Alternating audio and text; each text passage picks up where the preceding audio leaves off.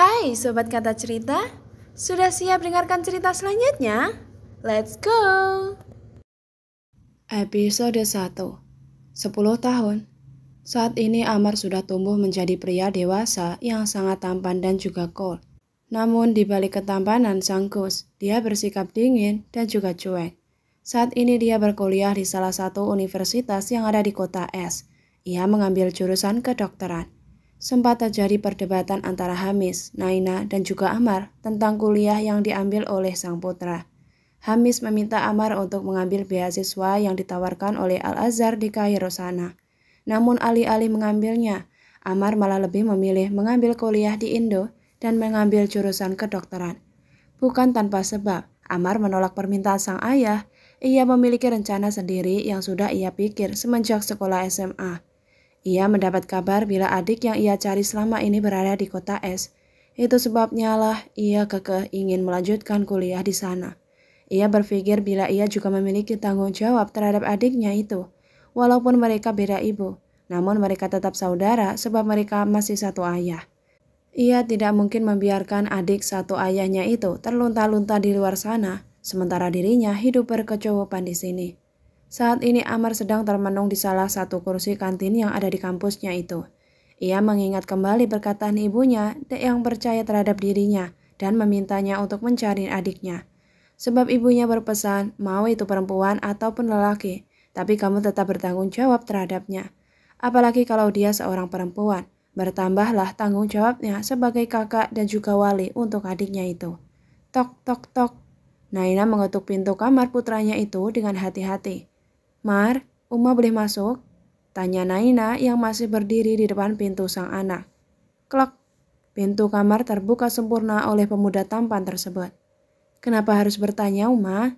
Tentu saja Uma boleh masuk, sahut Amar yang menggeser tubuhnya guna mengizinkan sang ibu untuk masuk ke dalam kamarnya itu. Amar merasa beruntung sekali bila memiliki keluarga yang harmonis seperti ini. Sang ayah sambung tidak pernah membeda-bedakan dirinya dengan anak kandungnya, yang notabene ia hanya anak tiri saja.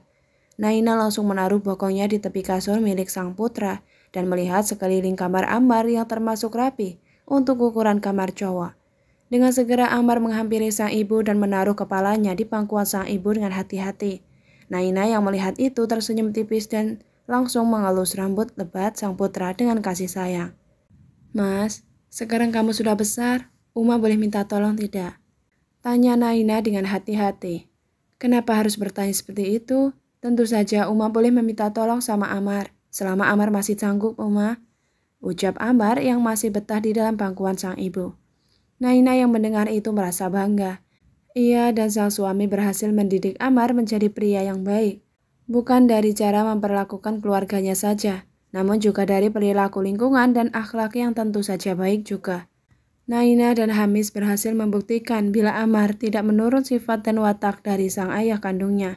Walaupun Amar terkesan cuek dan tidak peduli, namun ia tetap akan harmonis kepada orang yang ia sayangi.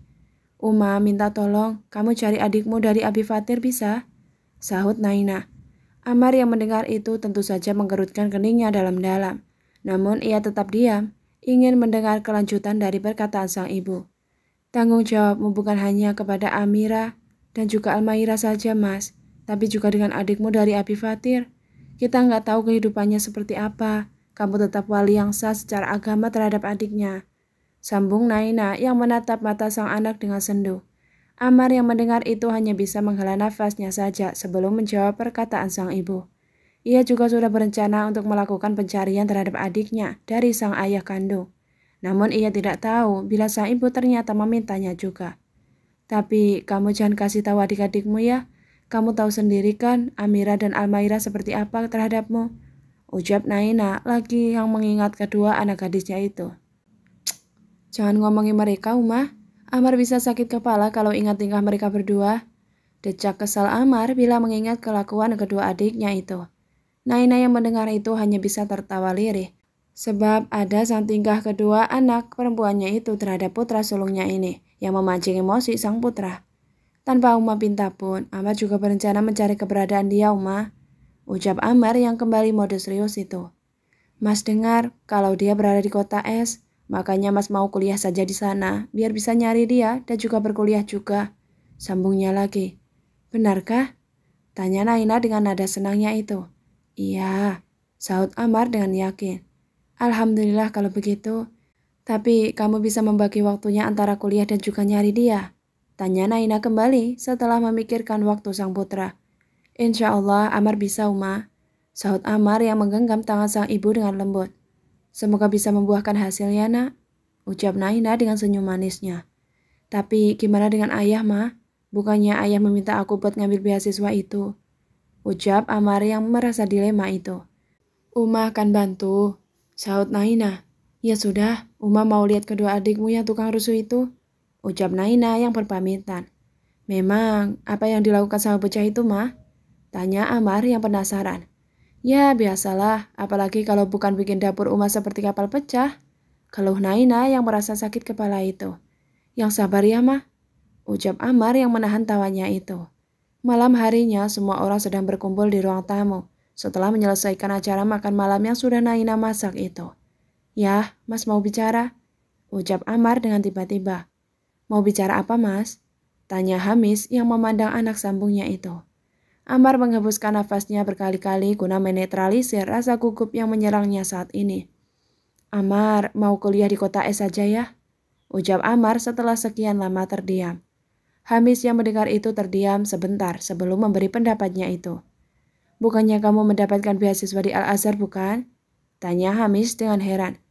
Tapi Amar maunya di kota S saja ya? Sambung Amar yang menatap ayah sambungnya itu. Kenapa memangnya?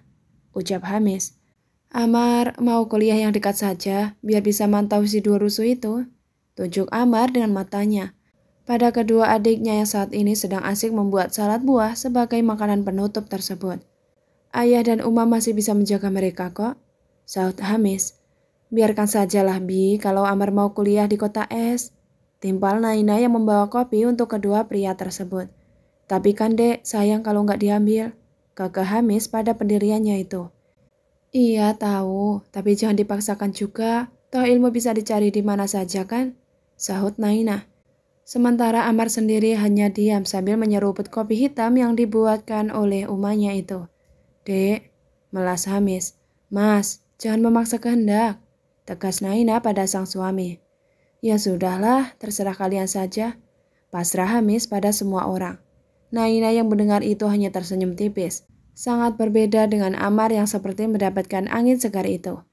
Dan sekarang ialah di sini, di Universitas Kota S, di mana semua cerita tentang Amar dimulai semuanya. Bersambung, lanjut di episode kedua.